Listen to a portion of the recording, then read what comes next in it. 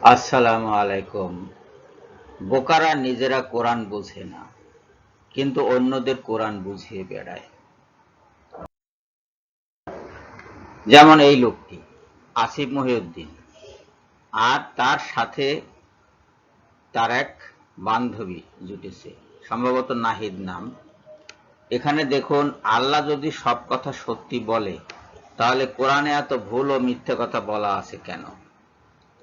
এই কথাটা যে লোকটি বলছে, তার দিকে তাকিয়ে দেখুন, সে কিন্তু আল্লাহ শব্দটি ঠিকমতো লিখতে পারেনি, আল্লাহর নামটা ঠিকমতো লিখতে পারেনি, অথচ সে তার দাবি যে কোরআনে ভুল আছে।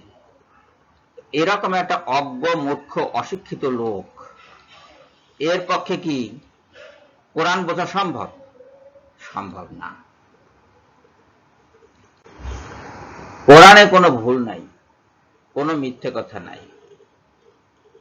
না, এটা সাধারণভাবে সোজা মানুষের সোজা কথা নয়। কোরআন আমরা পড়েছি, কোরআন বুঝেছি, কোরআন জেনেছি, তারপরে আমরা কথা বলছি। এই মূর্খরা তখনই কোরআনে ভুল ধরে যখন তারা কোরআনের আয়াতটি না বোঝে। যেমন কোরআনের কোনো আয়াতে পৃথিবীকে গ্রহ হিসেবে উল্লেখ করা হয়নি, উল্লেখ করা হয়েছে জমিন।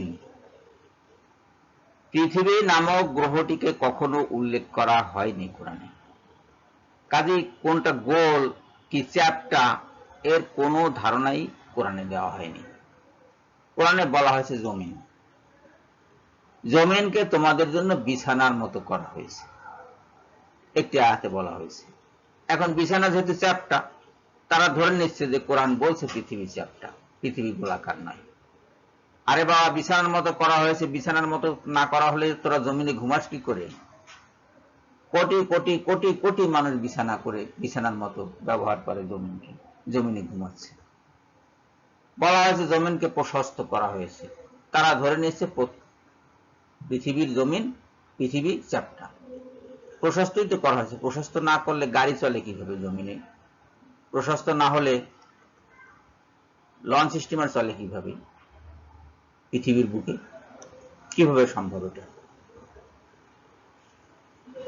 বলা হয়েছে পাহাড়ি ভূমি আর সমতল ভূমির কথা কোরআনে। ওরা ধরে নিচ্ছে কোরআনকে সমতল বলা হয়েছে, পৃথিবী গোলাকার না। কোরআনে বলা হয়েছে পৃথিবী সমতল, পৃথিবী গোলাকার না। এই জাতীয় বহু বিভ্রান্তি এদের মাঝে কাজ করে।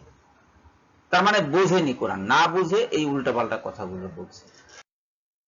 একটা দুষ্ট চক্রের মাঝে আমরা আটকা পড়ে গেছি। কোনো কথাই এরা শুনতে চায় না, এরা বুঝতে চায় না। কোরআন বলেছে গরুর তলপেট থেকে দুধ আসে। এখন ওরা বলে দুধ তো বাট থেকে আসে, দুধ তো তলপেট থেকে আসে না। বাটটা তো তলপেটে। প্রথম কথা হলো বাটটা তলপেটে।